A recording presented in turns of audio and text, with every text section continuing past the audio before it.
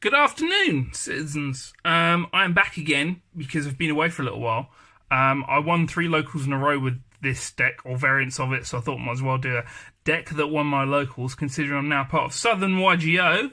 That's a team thing. I paid for this mat with real money, but we are also partially sponsored by yugiohcity.com.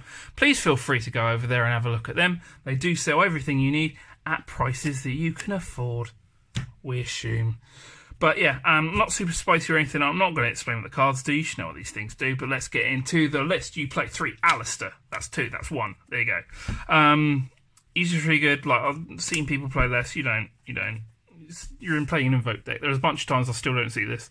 But, like, the really, really good bit is the Mekk Knights, because the amount of games where I'm just playing Mekk Knights, the deck is insane, and they are really good.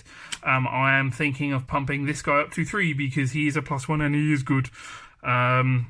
This may... I don't know if I want that to 2. He's good, but he doesn't do anything on his own, and yellow is okay.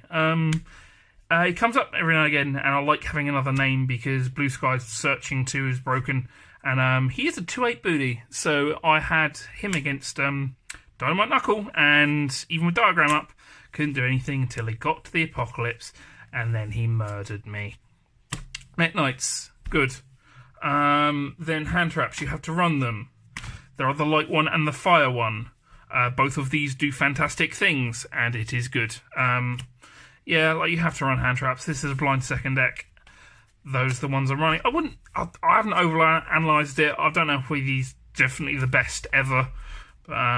The ones I'm running, and those are all the monsters. Then you run more Alisters, the maximum amount of Alisters, unless you're playing set rotation or some bad other things, but I'm not. I'm playing spell cards, get Alister. That don't require no other spells, but I'll keep going. Yeah, that's pretty standard. You run that. Then I have 3 Invocation. You can run 2 in different permeations. This deck I did run 2, but hard drawing it is weirdly good at times and weirdly not good at other times when your hands consist of all of... not those. There you go. But yes, 3 Invocation is working okay for me, I guess. So I'll keep it like that for now. Next up, 3 Twin Twisters. We're going blind second. The only deck this isn't good against is like... Goki, I guess. Heroes, they're doing things, I guess. There are matches that they're not so great in, but the amount of times that these things have come up is really numerous, I guess. So yeah, I'm playing 3 Twin Twisters. I'm going to group these cards together. Yes, I'm playing golds. Not playing golds on these. Are there gold instant fusions? There are not. Ah, screw it. That's ruin my rarities. Yeah, so these cards are doing similar sort of things. You'll see in the extra deck, and this does columns on its own. It's really good. They answer problems. They answer problems on the board a lot, and they're really good. And this lets you do first turn plays sometimes as well, and that's pretty good. But when I get to an extra deck, you'll see what this card does in particular. Run both of those at 3 because you want to see them a lot, and they're good. Next, the 2 I'll put the 2 outside together. Scapegoat, it's insane. Some games it's not. Called by the Grave. It is Called by the Grave, I guess. Sometimes it's... I'm playing 3 Evocations, so there's a bunch of times Called by the Grave is just dead, but it's in there, I guess. And then Pot of Desires, I should really have some balls and play 3. Rob keeps telling me to. You've seen Rob on the channel. He played Mermails that one time, and then he played Gookie, because he was a good dueler. And he's also part of Southern yugioh. There you go. Yeah, so those are my 2 of spells. Maybe I should run 3, but I have no balls. My 1 of Book of the Law, I keep hard drawing this card, and I keep wanting to side it out, but there are, like, my second tournament, I had this a whole bunch, and it OTK'd a lot of people, and that was really, really grand. It made me feel good on the inside. Next up, we have your going second win condition. Evening match. This card is not fair. This card is really, really not fair. I don't want to reiterate too much, but this card is not fair and it wins you matches. You are blind seconding. You run this at the maximum number you're allowed. I'll keep it at that. And then the last card is one World Legacy Secret. It's really good. At one point I had, even though it was against Altergeist, let's be fair, they have Protocol, that card exists. I had a field of this and then like 5 Mekk Knights, and it was really good, especially because you can do the Morningstar play where you ditch Indigo and then that's like 2 monster negations, and that's pretty broken. So that is 44 cards in the main. There they are again. You've seen all of them that first time round. So if I put that off this side, so you can't see that anymore. It's gone mysteriously gone somewhere.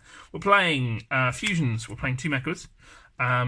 Honestly, like sometimes none comes up. Sometimes I've not had 3 come up, but I've not actually played this too many tournaments, I guess. But it is the most important one. 3 did come up once. But yeah, like there are a whole bunch of times where you just don't have to use his effect because they will just deal with it without you doing that. Like playing into the negate is weird and people just avoid that. But yeah, 2 Mekkos. Then we play you can OTK with Book of the Law. I mean, I know you can do that Purg Trio as well, but he's putting work. He's putting some work. That guy is 3/3 booty, which is hefty. Huge amount of heft behind this boy. He's good. It also means that you can do some weird like Earth Element stuff, which just come up twice. 1 Purga Trio. He's a good boy. You should read him. Maybe you should run 2. He comes up every now and again in the Sky Striker matchup, but like people say, oh, you make this when you go for games. Sometimes it's like the only fusion you can make, which is weird. Like considering that most of your stuff's light-ish. But yeah, so I run 1 Purg. But another thing about this is the main thing about Invoked with Mekk Knights is the extra deck space is super tight. That's why I've run yet another fusion, Invoked Raging, which you can summon with the instant fusion, which is really good. And it's come up a bunch of times, especially against Ultimate Conductor Tyranno with this thing up. Jesus, I'm just so bad today.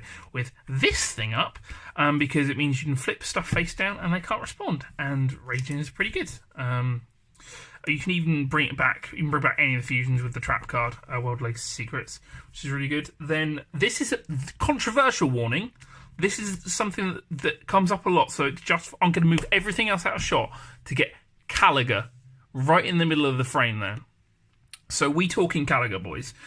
This guy is 1k and like 1/8, which is really small, and he's level 4. But he's the Dark Invoked fusion. And if you don't know what he does, which a surprising amount of people don't, only 1 monster can attack per turn, and each player has only 1 monster effect anywhere. So Caliga, he just keeps coming up for some reason, and you do stupid stuff with him, like especially if you're going against BA. Like if you activate Invocation, they'll just snow away all of their targets that aren't dark, and it's just like, okay, banish the Farther, and they're like, what? And then you summon Caliga, and then they Book of Moon it with the snow, and then you continue to play. But you can't use your extra monster zone because Caliga is there. But he keeps coming up, mainly because of this card. So this is the other instant fusion target. Hence why that boy and that boy are doing similar things. They just remove 1 monster your opponent has, and they both deal with Inspector Border, which is good. So yeah, Thousand Eyes. Like there is a legit play where you can like Thousand Eyes summon Link Karibo using its material, removing the monster by game mechanic, so it doesn't trigger Sky Striker. You then summon Alister, you then fuse Alister with that, and they put Caliga underneath it. So they can't use monster effects, and they can't even run over the bugger, because Link Karibo is then going to get rid of itself. Which is the weakest lock I've ever seen, but it comes up a whole bunch of times. Next up, we have, we playing Scapegoat, so this is what Scapegoat ends on. Boral Loader, Boral Sword. Honestly, this is coming up an awful lot, and this has come up like once against Altergeist. You know it's bad when you're not worried about trap cards. But yeah, honestly, thinking about maybe dropping one of these, but who knows? Because like you end up playing a whole bunch of stuff in the extra deck for like one-offs, or like two-offs in the case of Scapegoat, and that's really bad in a lot of scenarios, especially if you've got tight deck space. Next up, we have Morningstar. Morningstar's really good.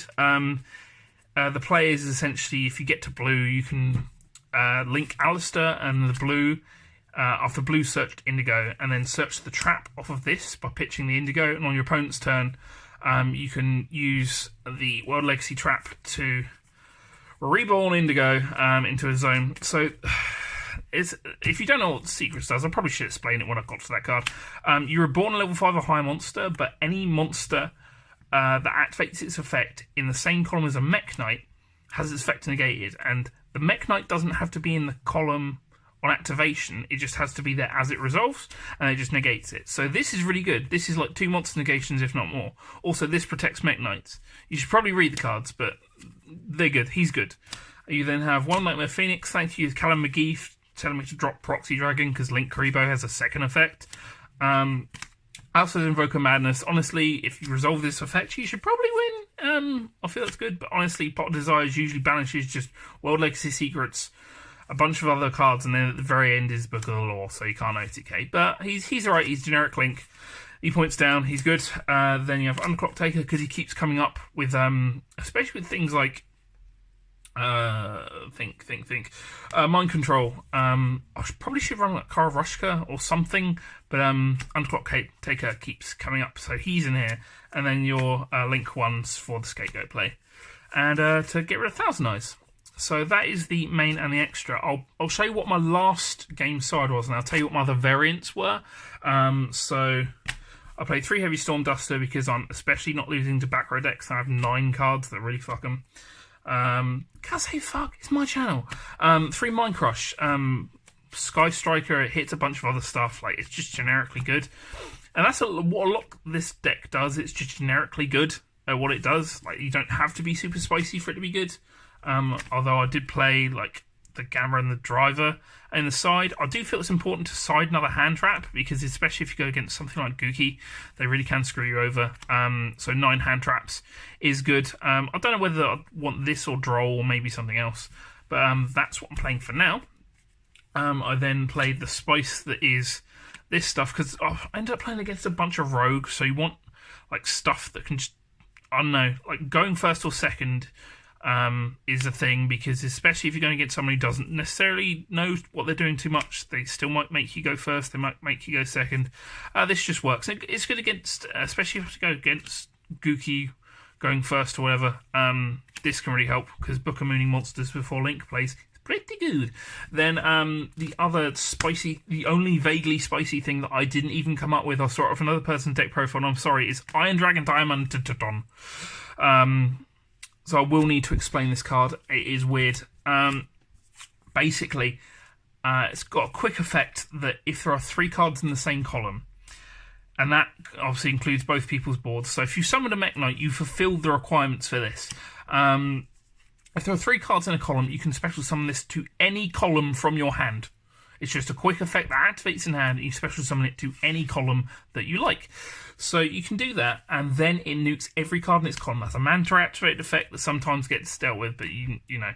And then nobody can use the column, the unused cards, zones, there you go, unused zones in the column that this thing is in. So what you do is some crazy stuff, like you get that in there and like maybe something else under it, and then, so you have like a spell trap that's like there. That's 2 cards together, we'll pretend that's a spell trap. And then maybe a Mekk Knight, or I'm not going to put more cards down, but you get the idea. You then special summon this into zone the other extra monster zone is in. I'm very sleepy boy. Essentially, so they then can't use their extra deck. And that's the big play that Iron Dragon does. And I keep siding it in, and I keep not seeing it, but it's apparently good against BA. So that is my... I won locals 3 times with that deck. I'll show you the variants I played. So the first one I played was Everyone's Invited to the Party, where it was really bad, but I still won because I wanted to play Super Poly, and I wanted to have every single target that you could Super Poly into. I never made this, I never made that. I did make every other fusion. I learned Caligar was good, but realistically it takes up way too much extra deck space for a one-off that's unsearchable, that's a neg-2, that sometimes you don't even need because you're playing Mind Control, and all the other stuff. So that was my week 1. And then week 2, I was the first time I put secrets in, and I wanted to side into way more Mekk Knights. So I sided the 3rd Blue Sky, 2 more World Legacy Secrets, 3 Memories, and I had Supreme in the extra deck. And he's okay, apart from the fact that he just gets dealt with a whole bunch of the times. This card is good, but not if you want to play other things, and you just get purple with it, and sometimes just these all brick, and if you side them, then you never know where to side them in. Although I did main this because it's also the first time I was siding Iron Dragon, and I'm talking a lot. But yes, so those were the 3 variants I played, but this variant, which is now a mishmash of all the cards mixed together, is the best one that I've found. Thank you very much for watching yet another deck profile done by me, Reese. Turn the Cog, Southern Yu-Gi-Oh! Yugioh City. Please go there. They're good people. They're good, honest Christian people. I don't know if he's Christian. Don't take that into account. But yes, I'm all done. Thank you very much for watching yet another deck that topped or won my locals, not featuring Harry the Beast Morris. Deck profile coming soon. Love you lots. Good night.